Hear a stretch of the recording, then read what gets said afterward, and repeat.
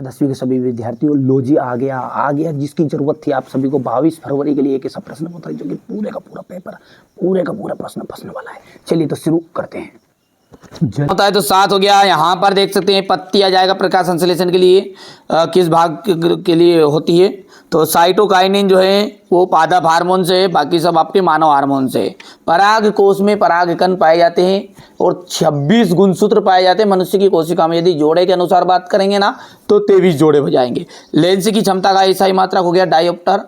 यहाँ से आपको देखना ये हो गया इतना हो गया ना, तो आपकी सफलता रंग लाएगी ही लाएगी। ये आपका क्वेश्चन नंबर 5 हो गया। 6 ठीक है, यहां पर देख लीजिए डायोप्टर आएगा इसका। चलिए आगे बढ़ते हैं। वे अभिक्रियाएं जिनमें अभिकारकों के बीच आयनों का आदान प्रदान होता है उन्हें हम कहते हैं द्विविस्थापन अभिक्रिया। ठीक है, अधात्विक ऑक्साइड प्राय अम्लीय होते, देखिए धात्विक होते तो क्षारीय होते, धातुएं तो विद्युत की सुचालक होती है, लेकिन ये बोल रहा है अधातुएं तो कुचालक होगी। तंत्रिका तंत्र की प्रमुख इकाई न्यूरॉन है। मनुष्य में लैंगिक जनन होता है। प्रतिबिंब की ऊंचाई और बिंब की ऊंचाई के अनुपात को हम आवर्धन कहते हैं। ये आपका क्वेश्चन नंबर 2 है। बढ़िया से आप तो मेहनत करिएगा, कंप्लीट करिएगा। सही जोड़ी नेफ्रॉन, नेफ्रॉन जो है वो आ जाएगा आपका वृक्क की संरचनात्मक इकाई को हम नेफ्रॉन कहते हैं। हाइड्रा में जो प्रजनन है वो कलिकायन या मुकुलन होगा। अनुवांशिकी के जनक, अनुवांशिकी के जनक ग्रेगर जॉन मेंडल। अपसारी लेंस, अपसारी लेंस हो जाएगा अवतल लेंस। तारों का टिमटिमाना, तारों का टिमटिमाना है वायुमंडलीय अपवर्तन। विद्युत ऊर्जा का मात्रक, विद्युत ऊर्जा का जो मात्रक है वो रहेगा आपका किलोवाट घंटा। चलिए अब आगे बढ़ते हैं और जोड़ी हमारे इंग्लिश मीडियम वाले बच्चों के लिए देखते हैं। बढ़िया से कंप्लीट करेंगे वो, क्योंकि हम हिंदी मीडियम के साथ इंग्लिश मीडियम को भी अच्छी परसेंटेज बनाने के लिए तैयारी करा रहे हैं ना। वैसे मैं हिंदी मीडियम पढ़ाता हूँ इसलिए थोड़ा सा इंग्लिश को बताने में सामर्थ्य नहीं हूँ, है ना। आप समझदार है, समझ जाइएगा। लोहे पर जंग लगना इस प्रकार की अभिक्रिया है। लोहे पर जो जंग लगती है वो आपकी संचारण है, जिसे हम जंग कहते हैं ना, जंग लगना कहते हैं। उष्मा की 2 सुचालक धातुओं के नाम बताइए। एक तो आपकी सिल्वर और कॉपर, ये 2 ऐसी धातु है जो उष्मा की विद्युत सुचालक धातु है। अग्नाशय में किस हार्मोन्स का स्त्रावन होता है? अग्नाशय में होता है इंसुलिन। कौन सा हार्मोन से? इंसुलिन। मनुष्य में शुक्राणु जनन की क्रिया कहाँ होती है? वृषण में।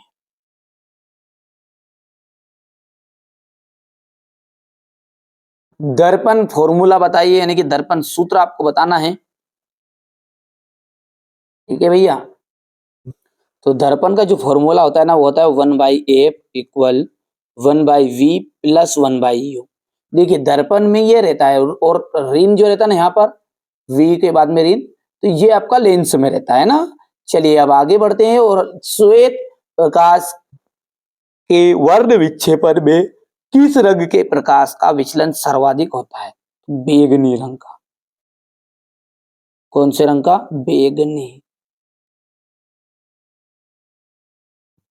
हो गया। चलिए ये क्वेश्चन नंबर आपका 4 देख लीजिए, यहां से बढ़िया से कंप्लीट करिएगा, है ना। मैंने बार बार बोल रहा हूं आपको अच्छे से तैयारी करो। जो बच्चा अच्छी मेहनत करेगा ना उसकी सफलता रंग लाएगी।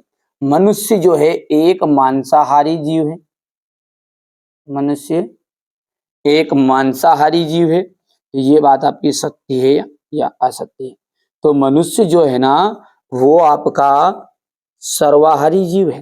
कौन सा है? सर्वाहारी। भगत भी मिलेंगे तो कुछ उस भी मिलेंगे, तो इसलिए ये आपका असत्य रहेगा, क्योंकि ब्रैकेट में लिख देंगे सर्वाहारी। ये तो मैं आपको बता रहा हूँ ना, आपको सत्य सत्य बता। विभवांतर का जो मात्रक है वो वोल्ट है, बिल्कुल राइट बात है आपकी। विद्युत एक स्थायी चुंबक है। विद्युत जो है वो आपकी एक स्थायी चुंबक है, नहीं। विद्युत चुंबक अस्थायी चुंबक होगी, इसलिए ये बात आपकी गलत हो गई, असत्य। सोडियम एक अतिक्रियाशील धातु है। बिल्कुल सत्य बात है। कूलाम विद्युत आवेश का मात्रक है। कूलाम जो है वो विद्युत आवेश का मात्रक है, तो ये आपका सत्य रहेगा। सल्फ्यूरिक अम्ल का तनुकरण ऊष्माशोषी अभिक्रिया है।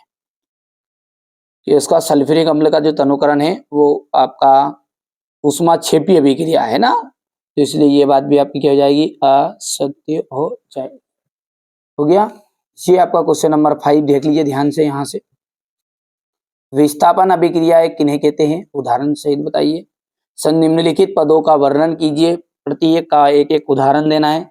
संचारण और विकृत गंधेता। उभयधर्मी ऑक्साइड क्या होते हैं, दो उभयधर्मी ऑक्साइडों के नाम उदाहरण से समझाइएगा। अयस्क और गेंग को परिभाषा देनी है, यहाँ से आप देख सकते हैं। ठीक है भैया। चलिए इसके बाद में ये यहाँ से एल्केन, एल्किन और एल्काइन से आप क्या समझते हैं, साबुनीकरण अभिक्रिया से आप क्या समझते हैं, स्वयं पोषीपोषण और विषम पोषीपोषण में क्या अंतर है, हमारे अमाशय में अम्ल की क्या भूमिका है, परागन क्या है, ठीक है, गर्भ निरोधक युक्तियां अपनाने के क्या कारण हो सकते हैं, मेंडल के प्रभाविता के नियम को लिखिएगा, मानव के बच्चे का लिंग निर्धारण कैसे होता है, लेंस की क्षमता से आप क्या समझते हैं, इसका मात्रक, उत्तल दर्पण।